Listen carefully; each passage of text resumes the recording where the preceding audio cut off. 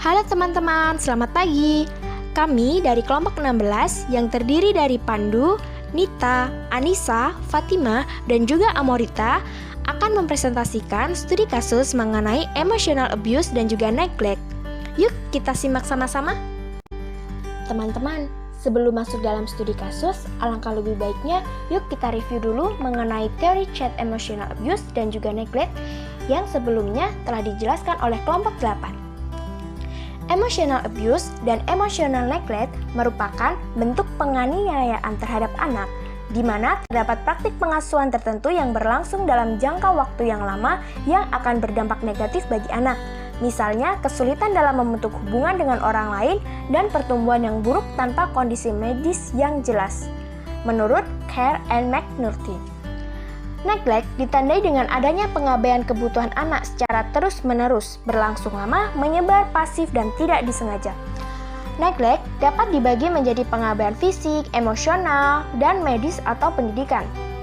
Biasanya, neglect dilakukan secara tidak sengaja. Neglect dapat terjadi karena kurangnya kesadaran orang tua akan kebutuhan anak, ketidaktahuan akan pentingnya stimulasi dan pengasuhan untuk perkembangan anak, kurangnya kemampuan untuk memenuhi kebutuhan akan keamanan, stimulasi dan pengasuhan, ketidaktahuan akan penyakit atau pola makan dan pertumbuhan yang buruk pada anak, atau kurangnya pengetahuan dan pengalaman akan pertumbuhan dan perkembangan anak sehingga tidak menyadari keterlambatan tumbuh kembang anak mereka. Menurut Care and McNulty. Sedangkan emotional abuse sendiri berbeda dengan neglect yang dilakukan secara tidak sengaja.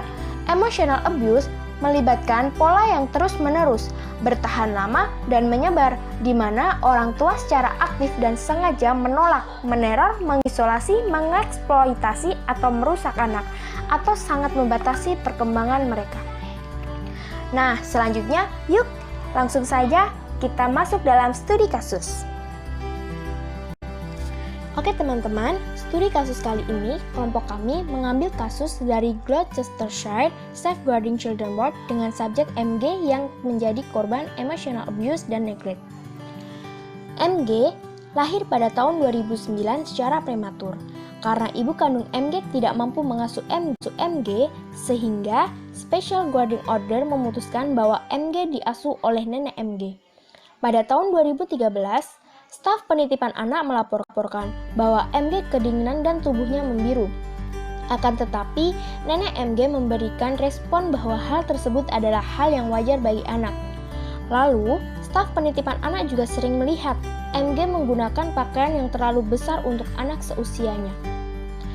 Melihat dari kejanggalan tersebut, pada Mei 2013, Foster Support Officer dari Parent and Family Team menghubungi ayah MG agar ayah dan nenek MG mengikuti pelatihan pengasuhan anak.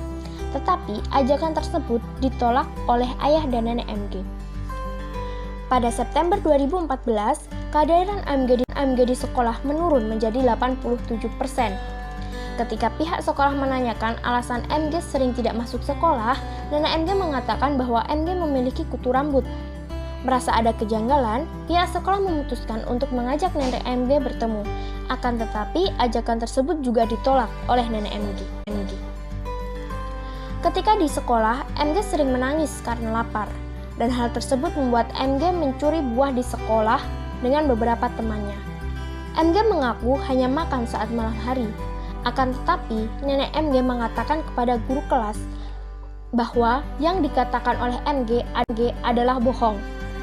Lalu, guru kelas MG percaya kepada nenek MG dan MG mendapatkan hukuman dari sekolah. Selanjutnya, pada tahun 2015, pihak rumah sakit yang menangani MG ketika MG dibawa ke rumah sakit oleh keluarganya karena kejang-kejang, merasa terdapat kejanggalan dari pengasuhan yang dilakukan oleh keluarga MG terhadap MG, sehingga pihak rumah sakit melaporkannya kepada pihak kepolisian. Saat diwawancara oleh pihak kepolisian, MG mengaku bahwa sering mendapatkan perlakuan buruk dari nenek dan keluarganya.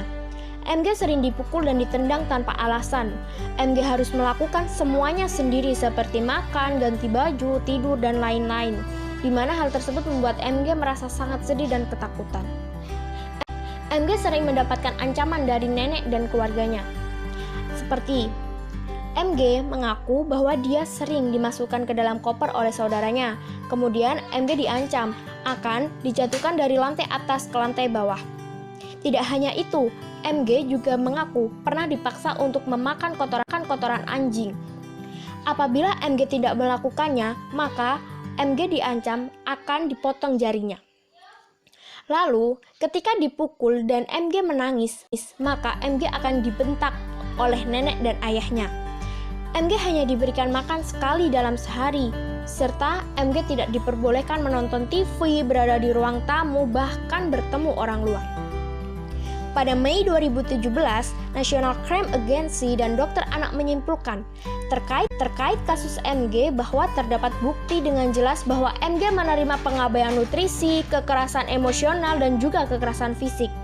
Lalu, pihak kepolisian menetapkan bahwa ayah dan nenek MG sementara menjadi pelaku kejahatan terhadap MG. Gejala atau tanda-tanda perilaku yang ditunjukkan oleh MG yang mengalami emotional child abuse antara lain adalah: yang pertama, MG pernah menangis di sekolah karena merasa sangat lapar. Yang kedua, MG sering merasa takut di malam hari karena tidak ada yang menemaninya dan malah harus melakukan semuanya sendirian. Yang ketiga, MG merasa sedih karena tidak mengetahui alasan neneknya memukulnya. Yang keempat, MG pernah menangis di rumah karena dipukul oleh neneknya dan ayahnya, tetapi mereka malah membentangnya dan menyuruhnya diam. Yang kelima, MG merasa ketakutan karena sering dipaksa melakukan sesuatu dan diancam oleh kedua saudara laki-lakinya. Berdasarkan kasus MG, etiologi atau penyebab adanya emotional child abuse yang dialaminya berasal dari berbagai faktor. Yang pertama yaitu parental factors. Karakteristik tertentu dari orang tua atau pengasuh merupakan faktor risiko khusus pada kasus emotional child abuse. Pada kasus MG, ibu kandungnya tidak memiliki kecakapan serta kemampuan untuk mengasuh dua anak sekaligus, yaitu saudara perempuan tiri MG dan MG. Untuk itu, MG diberikan kepada ayah kandungnya. Namun ayah kandungnya juga terlihat abai dengan kondisi MG sehingga pihak SGO memutuskan agar MG tinggal bersama dengan neneknya. Nenek MG sendiri menunjukkan keengganan dan tidak tertarik dengan ide mengasuh MG. Bahkan sejak awal asesmen dilakukan oleh pihak SGO. Hal ini pada akhirnya membuat kelekatan awal yang buruk antara MG dengan neneknya. Yang kedua yaitu social network factors. Nah, aspek konteks sosial yang lebih luas juga dapat berkontribusi pada kasus-kasus emotional child abuse. Dalam kasus MG, status sosial ekonomi yang rendah menyebabkan MG mengalami penelantaran. Neneknya diketahui mengalami kesulitan finansial karena mengalami kebangkrutan pada tahun 2010. Selain itu, terdapat banyak anggota keluarga yang tinggal di rumah nenek MG, termasuk pasangan nenek MG, ayah kandung MG, dan paman MG. Padahal rumah nenek MG dianggap tidak layak sebagai tempat anak untuk tumbuh dan bermain. Yang ketiga, yaitu treatment system factors.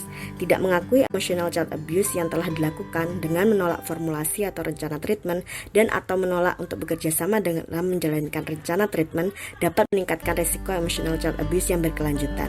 Hal ini dilakukan oleh nenek MG yang menolak ketika diajak untuk mengikuti kelas parenting.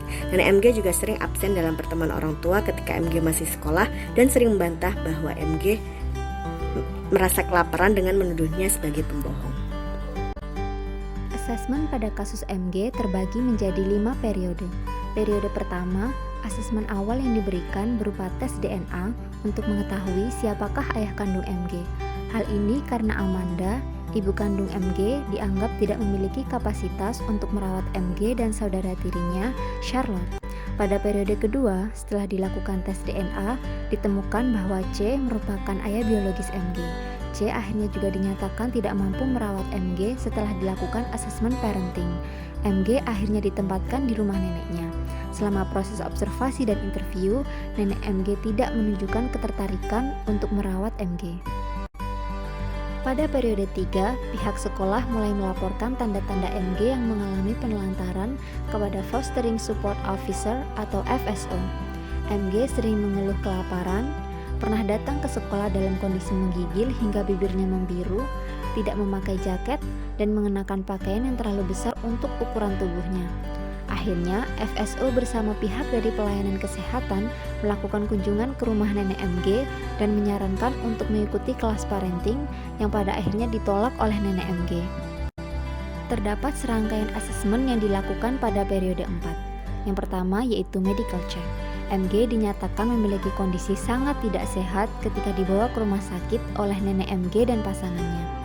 MG menunjukkan gejala iritabilitas, level kesadaran yang fluktuatif, hipotermia, serta kekurangan zat zodium. Dokter ahli gigi juga melakukan pemeriksaan pada paha kiri bagian luar dan menyatakan bahwa terdapat luka gigitan di sana. Yang kedua yaitu body mapping.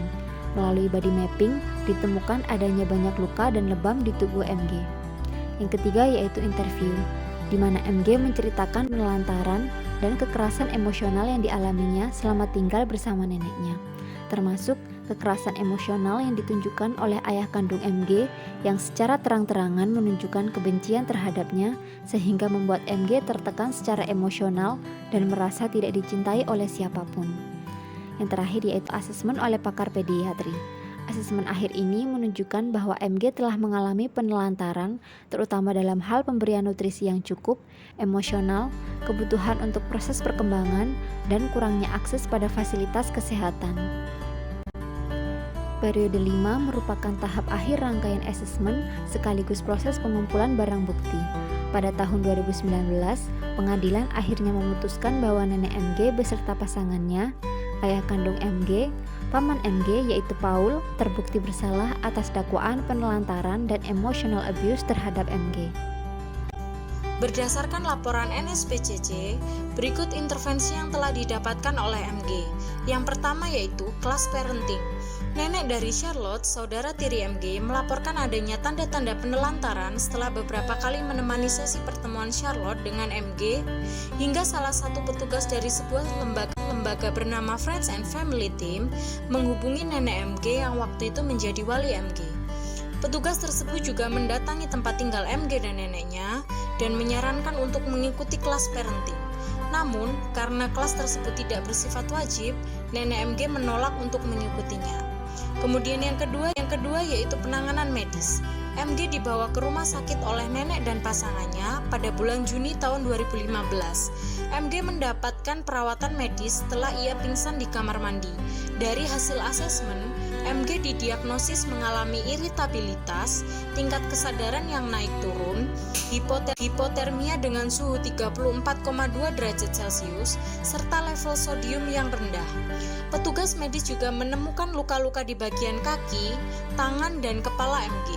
Setelah melakukan asesmen lebih lanjut, pihak rumah sakit memutuskan bahwa luka-luka MG muncul bukan karena ketidaksengajaan, sehingga MG ditempatkan di HDU atau High. Yang ketiga ada penanganan dari pihak kepolisian. Setelah mendapatkan laporan dari pihak rumah sakit, kepolisian berusaha untuk melakukan wawancara dengan MG. Awalnya hal ini cukup sulit untuk dilakukan karena MG kerap tertidur. Namun setelah kondisinya membaik, MG dapat memberikan detail mengenai apa yang ia alami di rumah setelah melalui 2 sesi wawancara. Dari hasil penyelidikan, nenek MG menjadi wali secara legal, pasangannya, ayah kandung MG, serta Paul didakwa atas tuduhan penyerangan, perlakuan buruk, dan pengabaian terhadap anak yang menyebabkan penderitaan dan cedera tidak perlu. Yang terakhir ada pemindahan hak asuh ke orang tua angkat. Setelah proses investigasi berakhir, MG kembali menjalani proses adopsi dan akhirnya berhasil dipertemukan dengan orang tua angkat yang dapat merawat dan menjaganya. Kita sampai pada bagian terakhir yaitu kesimpulan. Kekerasan yang terjadi pada MG mungkin tidak diprediksi sebelumnya akibat dari keputusan SGO untuk menempatkan MG bersama dengan neneknya. Ketentuan awalnya yaitu melakukan asesmen untuk mengetahui risiko yang mungkin saja muncul ketika anak-anak ditempatkan bersama wali yang bukan ibu kandung mereka sendiri. Namun, asesmen awal ini dinilai terburu-buru dan menganggap remeh respon nenek MG yang sejak awal tidak terlihat tertarik untuk mengadopsi MG. Untuk itu, penting ditekankan bagi pihak-pihak yang menangani proses pengadopsian pada anak untuk melakukan asesmen yang sungguh-sungguh sejak awal, sehingga anak dapat tumbuh di lingkungan tempat tinggal yang penuh kasih sayang. Selain itu, penting untuk mendengarkan aduan dan suara anak, terutama ketika mereka melaporkan adanya indikasi kekerasan yang terjadi pada mereka. Dalam kasus MG, ketika ia mengadu bahwa dirinya kelaparan, pihak sekolah tidak begitu menanggapi dengan serius, meskipun pada akhirnya tetap memberikan MG makan siang. Perilaku yang ditunjukkan nenek MG ketika menghadiri acara di sekolah MG terlihat tidak antusias, kurang menyayangi MG, serta menuduh MG sebagai pembohong, seharusnya dapat menjadi pertanda untuk pihak sekolah agar segera melaporkannya pada pihak yang bertanggung jawab. Demikian pembahasan studi kasus dari kami. Semoga bermanfaat dan dapat membantu menambah pemahaman teman-teman mengenai child emotional abuse dan neglect. Terima kasih dan sampai jumpa.